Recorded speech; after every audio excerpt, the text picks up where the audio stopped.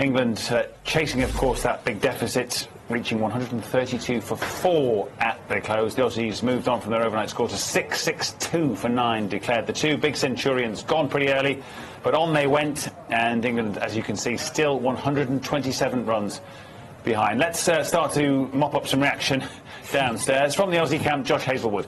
He's with Ali.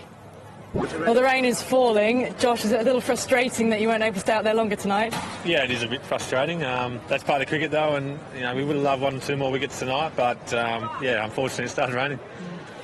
You must have been delighted to get those couple early on, and that caught and bowled in particular, very athletic. Yeah, it's just one of those things that sometimes it sticks and sometimes it doesn't, so I was pretty happy with it, and yeah, to get, I think, Cook and Root again back in the sheds is very important, yeah. What was the importance, though, of the big partnership between Steve Smith and Mitch Marsh, just keeping the England openers and the rest of the guys out in the field for that long? Yeah, that's right. There's a few heavy sets of legs in the England camp, and especially the bowlers. So yeah, it was a great partnership yesterday. Only losing the 1 wicket all day hasn't happened in quite a while for the Aussie team. So it was good to see. How far away do you feel you are from regaining the Ashes right now? Yeah, I feel pretty close, I guess, but you're never too sure until it actually happens. So we've obviously taken the tail wickets quite quickly in the last 2 tests, so hopefully we can do that again tomorrow. Have you seen a delivery from Mitch Starc that has quite done what that one did? Yeah, it's pretty special. Sitting down leg, obviously, then hit the crack and took the top off. So yeah, that's getting anyone out, I think. So feeling pretty confident now with the position the team are in? Yeah, still pretty confident. We're in a great position, and obviously, again, the first session tomorrow is pretty important, and hopefully we can finish them off. And I'm sure you're hoping the rain stays away. Josh, thanks for your time. No worries, thank you. There's definitely 2 views on the rain, depending on your nationality. He's in that place that sportsmen sometimes are, where he's trying to suppress a smile. Yeah, I like that question. Are you still feeling confident? Yeah, it's still pretty confident. Yeah, so, not bad. And with good reason too. They've played really, really well, haven't they? After losing the toss, and Joe Root had no hesitation of jumping in there, and they started to mount a big total. The big breakthrough of Malan in that, and then the collapse, and then obviously built that huge innings that was closed out this morning. England showed some good signs this morning, didn't they? Jimmy Anderson coming out and doing that with the ball, but they've let it all go again by losing those 4 top-order wickets. Yeah. We've spoken obviously a lot about Alistair Cook in the chat previously, well, and Joe Root for that matter, but to look at it from a bowling point of view, because there's always 2 sides to a story. They have that happy knack, the Aussie trio, as we've seen with Josh Hazlewood with those first 2 early wickets, Stoneman and Cook, and skill to go with the knack. Yeah, I mean, you mentioned England this morning, but it actually wasn't what they wanted to see. The ball's starting to do a little bit more from those cracks. The cracks had just widened just a little bit from yesterday. There was no movement at all from the England seamers yesterday, and then all of a sudden Jimmy Anderson got the ball in hand, started moving it around, and you always know with someone like Josh Hazlewood in particular, if there's an area of the pitch that he knows is going to be vulnerable to the batsman, well, you know that it's going to be someone like Hazlewood that hit it 80-85% of the time. Now, this dismissal of Stone just concerned me somewhat because he played well in the first inning, but he took a peppering. And if you just look at the field that they had set, they had a short leg and a deep square leg. The ball before he played a pull shot, I'd not seen him play that shot throughout this series so far. And you see how late he is onto that delivery. It's a good length, it's not a half volley, and he's just late getting that head going back towards the ball. And that's a concern because he just had a couple of bounces. That's a terrific catch, it really is. It's a brilliant catch. I mean, 6'6". Everything going well. Cook, maybe tried to turn it here. You'll see him just try to slightly go leg side, get to leading edge, but he's going away from the ball, gets down, breaks his fall beautifully with his left hand. And they practice these things, these bowlers. They get run in and bowl and have their coaches with a tennis racket and tennis ball and hit it back, so down low. But brilliant. You're spot on. If there's a bloke that you want to exploit an area on the wicket, well, first of all, you thought of McGrath. Who are we comparing to Glenn McGrath? It's Josh Hazlewood. Yeah, no, that's true. And they all have slightly different qualities, actually, the main trio, don't they, of pace. Clearly 2 of them are quicker than the others. Josh is perhaps the craftiest, would you say? Well, Stark's got that brilliant ability to break through, and then Cummins is a battering ram. Well, I think why they're so hard to face is because they've got difference. You know, they've got the angle of the left arm of Stark. You know, Hazlewood can hit any pitch, you know, in terms of if it's going to get some kind of movement or even he will hit that zone on the surface. Cummins can do all that you would ask him to. He can hit the zone, he can bowl quickly, he can bowl bounces, and that's why you're never really in against this Australian side. Then you've got the off-spinner Nathan Lyon, who's bowled beautifully throughout the whole series. Yeah, as I said, you know, you get to 50, you get to 60, but they've always got a plan that they could go to that can unsettle you from being in the present moment. Yeah. You know, about the great fast bowling units generally, so maybe save for the West Indies and look at the leading wicket takers there. Stark, I was going to say the fast bowling units are well supported by a good spinner, and Nathan Lyon today, he had to get down to the opposite end of where he would feel he would want to have bowled. There's a breeze coming across, he would love to have got that drift, but that was the end that the quicks were operating, nestling into that ridge or that crack on a length, so he had to come to this end, the Lily Marshdown end. What's he do first ball? Floats one up and Joe Root nicks it. So, but he just knows how to have an impact. The one wicket he got in the first innings was the one that set about that big collapse. So, yes, the quicks are amazing, but they're beautifully supported by the second highest wicket taker in this series. Yeah, and not only does he take wickets, he pins you down, doesn't he? He does pin you down. Well, absolutely, yeah. I mean, that's what all four of them are doing. You know, they're causing a lot of distress with the moving ball when it gets there moving. It's obviously the bouncing ball. We've seen plenty of the short pitch stuff. Yeah. You know, pretty much throughout the whole series. And in Nathan Lyon, they've just got lobbing the ball, and every now and again he's just obviously not on the picking wickets, but he bowls a lot of dots. You know, so they can rest the seamers from the other end, and you know, you just know as a captain that once you've got that spinner that can control an innings, and you can just keep throwing the ball. Now Mitchell Marsh has joined the team this week, so he's got 4 seam bowling. I can say Mitchell Marsh didn't bowl terrifically well today, but those 3 quicks have been pretty much the difference between the two teams. Let's pluck a sliver of positive. James Vince's batting before he got so cruelly dismissed by the ball of the series. It was good. Well, the thing about Vince today is we know he can play that shot. We know he's got the ability to be able to drive through the covers. We know he's got the ability to time a cricket ball. What he brought today to the crease, what I was really impressed with it, he had the eyes, the steel in his eyes and the desperation to make sure that he got in better positions. He also defended some good balls like that one, which was on and around the off stump. You know, and I felt for him because I thought today was his moment, that he was going to go and join Malan, who got the 100 in the first innings. He was well on his way to getting a test match century by playing just pure cricket strokes. There was nothing flash about it. He just kept his shapes, and then all of a sudden you get that. Oh, we were on air, weren't we, at the time, morning? That was unbelievable. I don't think even Mitch Stark knew that was going to be the end result. That should have gone down and brushed the outside of his pad, but it brushes the outside of the off stump. So that's moved the width of the stumps plus some. And may well he look down at that pitch and say, what have I done wrong there? Well, he must be thinking, why me? You know, he just got to 55. He was playing as well as I'd seen him in an England jersey. The one thing that innings will have done is because, you know, let's be honest, going into the second innings, he was under a huge amount of pressure. A huge amount of pressure. There's the 42 centimetre difference in terms of where it ended up to where it should have ended up down that leg side. He was playing the right shot to the angle of the delivery that was produced, and all of a sudden it just hits the edge of that crack. And look at the purple line, Vaughan. If you follow that going up where his bat is, he's clipping that to fine leg for a single, so you can't fault him on the shot at all. It's truly unplayable. I do think whatever he went out with in terms of mentality today and what was going through the 6 inches, I think that's probably been the criticism of James Vince in his short test career, is that, you know, he's always played some nice innings, got to 20 and 30, all of a sudden he makes a mental error. Whatever he was thinking out there today, store it up, put it in a bowl, bring it out to Melbourne. One other positive today, Jimmy Anderson reaching 50 test wickets in the calendar year. While the rain was still hammering down a couple of minutes ago, he spoke to Ali Mitchell. Thing to say is it's Jimmy's idea to stay out here in the rain rather than take cover. But Jimmy, the rain, did it come at a helpful time for England given the match situation? Yeah, of course it did.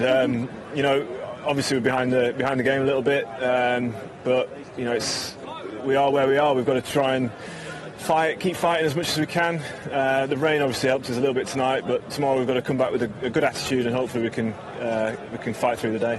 Is there confidence in that the two guys out there, David and Johnny, put together such a strong partnership in the first innings at least?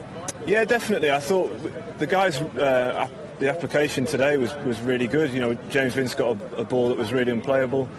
David and Johnny got us through to the end there, and you know, there's going to be a lot of impetus on those two tomorrow to try and get us through a lot of the day, but we've got plenty of batting to come as well, so we've got people who can spend time in the middle, and we're going to rely on everyone tomorrow to try and get through the day. You managed to take 4 wickets, which slowed the Australian scoring rate this morning at least, but how heavy is the frustration with the batting? Only 400 on the board in the first innings, which turned out to be insufficient compared to what Australia were able to get. Yeah, it's frustrating. I think from the position we were in, it's been the story of the series for us so far. We got ourselves into a great position, 360 odd for 4, and to only get 400 from there is a real disappointment for us. But that's that's where we're at. That's the situation of the game. We can't do anything about what's gone on now. All we can focus on is tomorrow and come here, like I said, with a good attitude and try and get through the day. Well, if this rain stays around, that might be your saviour, but we'll let you get inside now. Jimmy, thank you. Thank you. Oh, he won't mind the rain. He wants some more tomorrow. Here's the wickets that he took earlier today. Some cute and clever bowling. He's only one behind Courtney Walsh now in the all-time wicket takers. So. Yeah, 50 wickets in the calendar year, and he just came in and hit a length that we probably felt needed to be hit by all the England bowlers throughout this whole series. Too often we've said, oh, they're too short, but starts to get a little bit of movement there. And then, as you say, picks up the 4 wickets, and everyone thought, he'll claim that one too, that's Nathan Lyon just swinging out pre-declaration, but you've got to take every wicket you can get. We all thought what a huge impact he was going to have in this series, along with Stuart Broad. And there you go, leading wicket takers in all Test matches. Look at the name above him, Courtney Walsh.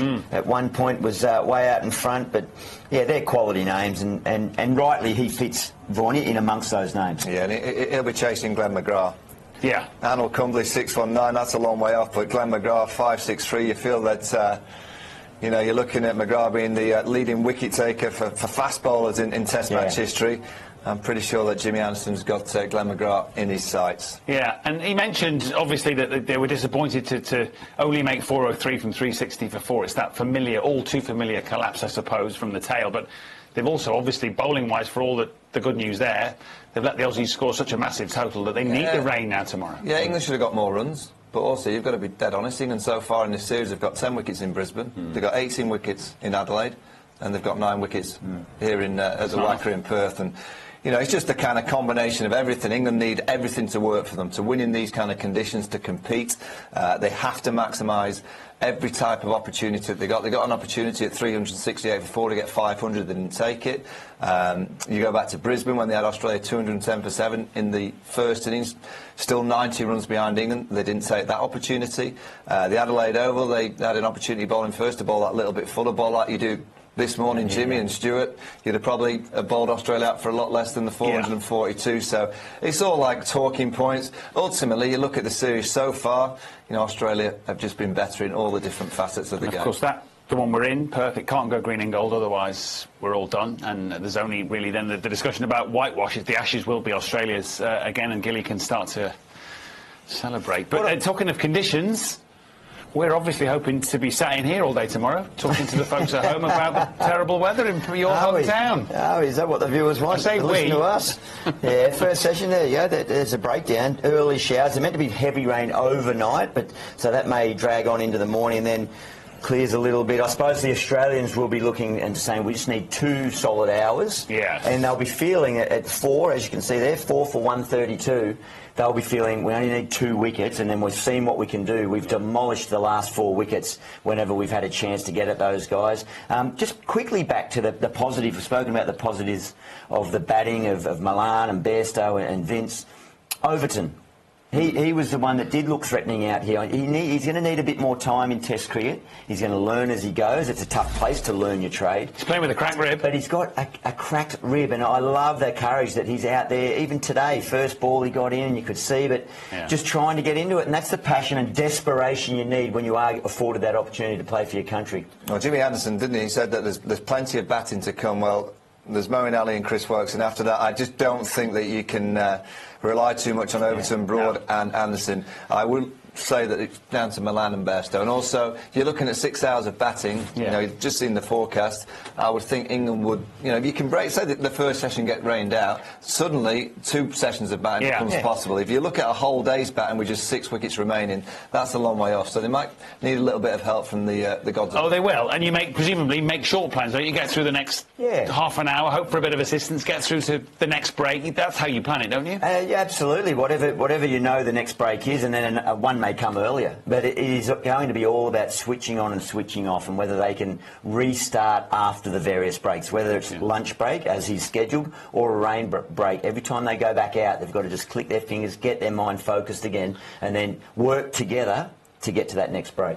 And the two men at the crease are the two men effectively in form, aren't they? First innings. Now, I know it doesn't always work that way. You'd think the two guys that have scored a century should be in great nick to do it again. It doesn't often go that way, but they've looked solid so far. Yeah, they played nicely, and they're going to have to play nicely tomorrow. You know, I think on a pitch like that you kind of in your stand and you can see the cracks. I think it's so important that you have players out there with confidence, and these two clearly are a confident pair because of that first innings. Moeen Ali's going out there on a pair. You know, Chris Woakes has not got a huge amount of runs behind him, and as I said before, Overton, Broad and Anderson, they're just not going to last too long against this kind of attack, so it will come down to this pair. If this pair can bat the first session and send a load of confidence back through to the dressing room, England have a chance, but if you lose one of these two early, it could end quite quickly. Well, I've heard talk of a wicketkeeper batsman once scored a big knock here pretty quickly. Don't know who that...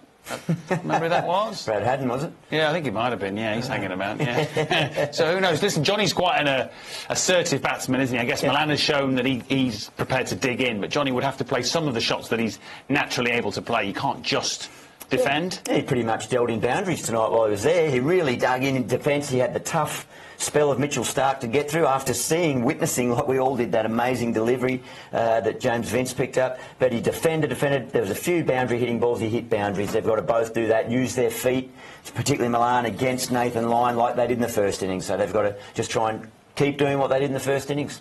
See you both. I'm off dancing all night for the rain. Yeah. You'll be pulling the covers off. Wow. Well, don't forget highlights of day 4, 11:30 this morning, and we are back slightly earlier in the early hours of tomorrow morning, 1:45 on air for a start of play at 2 a.m.